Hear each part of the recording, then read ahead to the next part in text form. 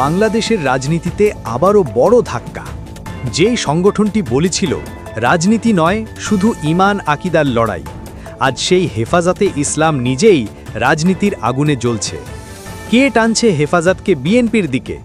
আর কেন জামায়াতের বিরুদ্ধে নিয়মিত সমালোচনায় আল্লামা বাবুনগরী? এই প্রশ্নেই আজ কাঁপছে পুরো ইসলামী রাজনীতির মাঠ। স্বাগতম, আপনি দেখছেন ওয়াইটিভি বাংলা নিউজ। আজকের প্রতিবেদন, বিএনপি ইসলামী জোট ইস্যুতে বিভক্ত হচ্ছে হেফাজত। 2010 সালের 19 জানুয়ারি কওমি মাদ্রাসা ভিত্তিক অরাজনৈতিক সংগঠন হিসেবে জন্ম নেয় হেফাজতে ইসলাম বাংলাদেশ। লক্ষ্য ছিল মুসলমানদের ঈমান ও আকীদা রক্ষা করা। কিন্তু সময়ের সঙ্গে সঙ্গে সেই হেফাজত এখন রাজনীতির দোলাচলে। হাটহাজারী মাদ্রাসাকে ঘিরে এখন সৃষ্টি হয়েছে দুইটি শিবির।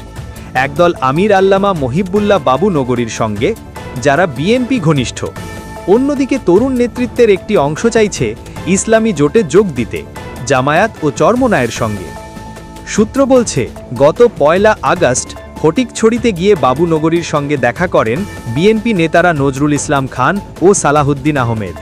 তাদের হাত দিয়েই নাকি এসেছে তারেক রহমানের সালাম ও দোয়ার অনুরোধ। এরপর থেকেই শুরু হয় হেফাজতের ভেতরে অদ্ভুত টানাপোড়েন।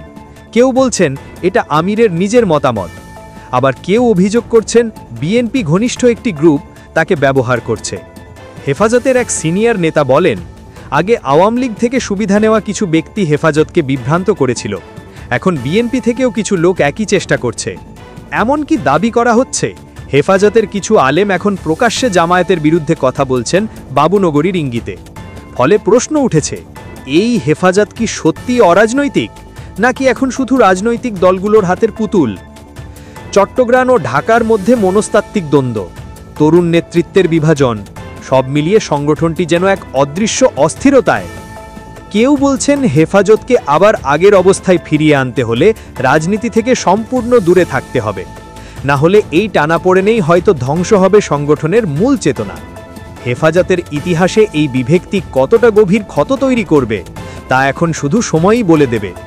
আপনি দেখছেন ওয়াইটিভি বাংলা নিউজ। দেশি বিদেশি গুরুত্বপূর্ণ খবর জানতে সাবস্ক্রাইব করুন এখনই।